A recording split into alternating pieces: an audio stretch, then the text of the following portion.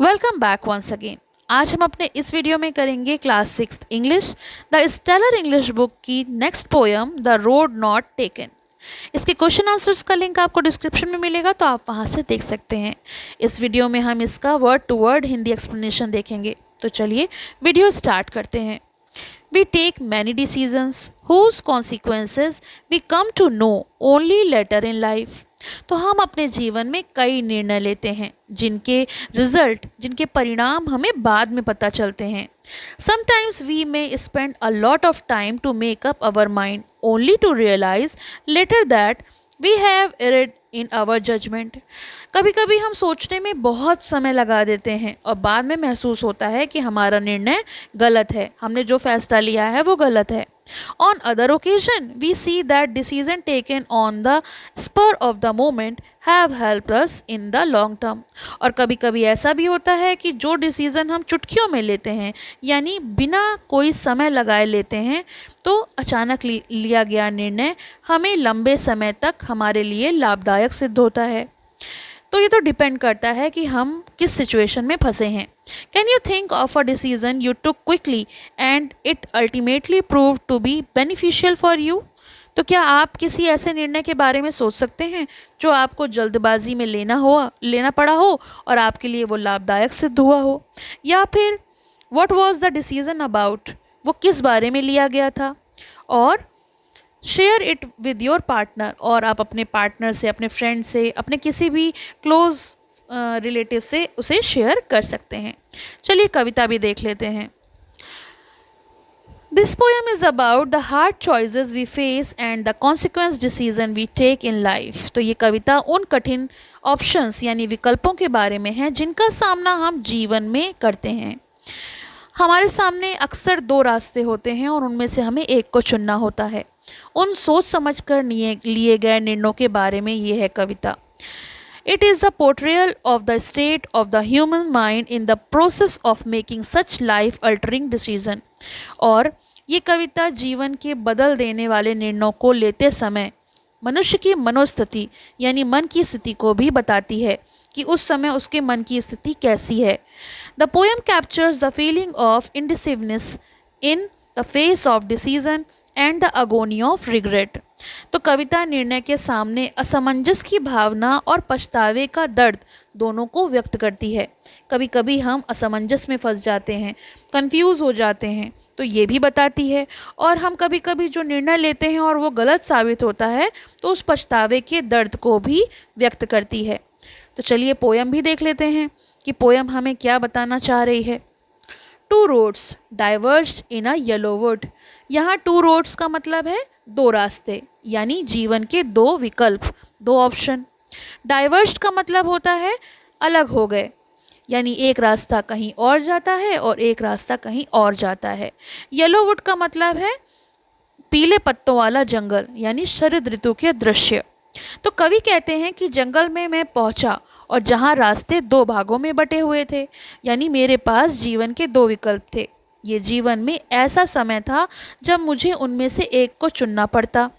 And sorry I could not travel both. और मुझे दुख है कि मैं दोनों रास्तों पर नहीं चल सकता, मुझे अफसोस है, मुझे एक ही ऑप्शन चुनना पड़ेगा। And be one traveller long I stood. और मैं अकेला यात्री हूँ, तो मैं काफ़ी देर तक खड़ा होकर उस निर्णय को लेने के बारे में सोचता रहा, ये समझता रहा कि मुझे कौन सा रास्ता चुनना है। मेरा निर्णय लेना आसान नहीं था। And look down one as far as I could. मैं जितने दूर तक देख सकता था, मैंने उतनी दूर तक उस रास्ते को देखा। कवि जो हैं वो पहले उस ध्यान से उस रास्ते को देखते हैं ताकि समझ सकें कि दोनों में से कौन सा रास्ता उनके लिए सही होगा। काफ़ी अनुमान लगाना पड़ता है क्योंकि ये भविष्य का चुनाव है। To where it bent in the undergrowth. जहाँ वो रास्ता झाड़ियों में मुड़ जाता है, यानी मुझे वो रास्ता सामने तक जितना दिख सकता था दिखा, और उसके बाद उसको मुड़ जाने पर मुझे नहीं समझ में आया कि आगे क्या है। ये बात ये बताता है कि भविष्य जो है वो अनिश्चित है। हम भविष्य के बारे में तो कुछ भी नहीं जानते, क्योंकि भविष्य में हमारे संग कुछ भी हो सकता है। Then took the other as just as fair. और दूसरा देखा तो मुझे वो भी उतना ही अच्छा लगा।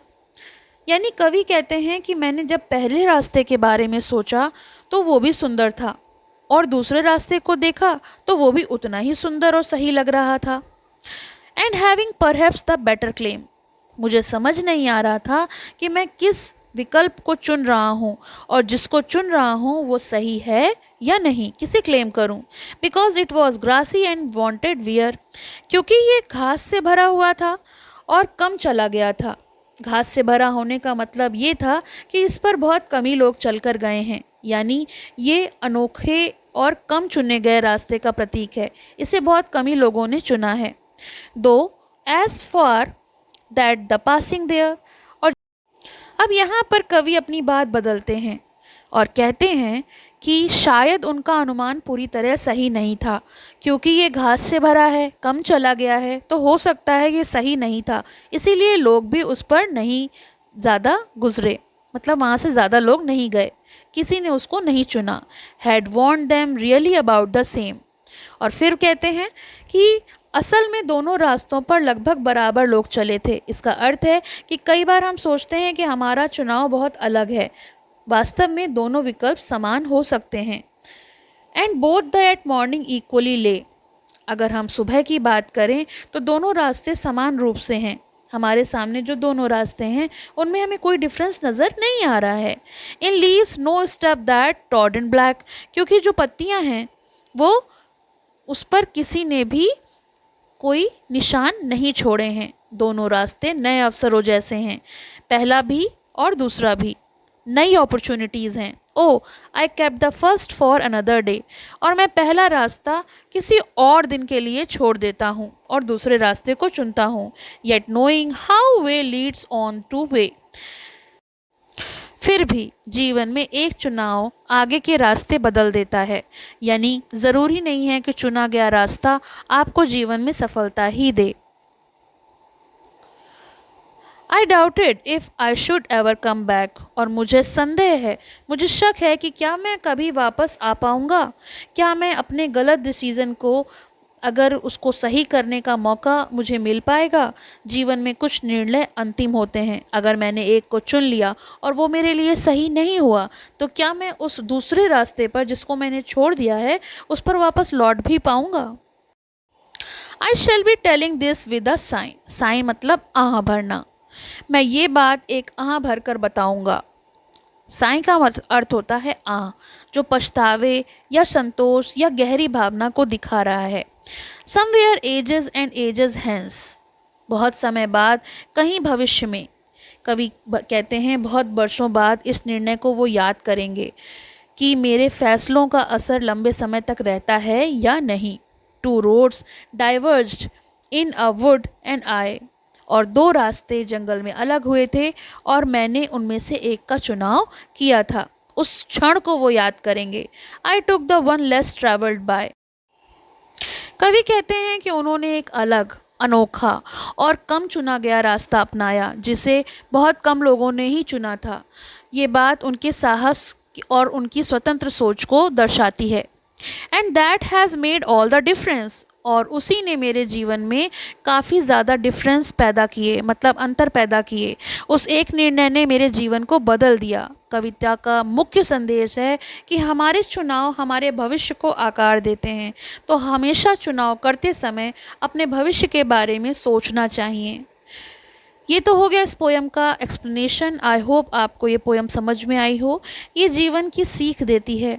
इसके क्वेश्चन आंसर्स का जो लिंक है वो आपको डिस्क्रिप्शन में मिलेगा, तो आप वहाँ से देख सकते हैं।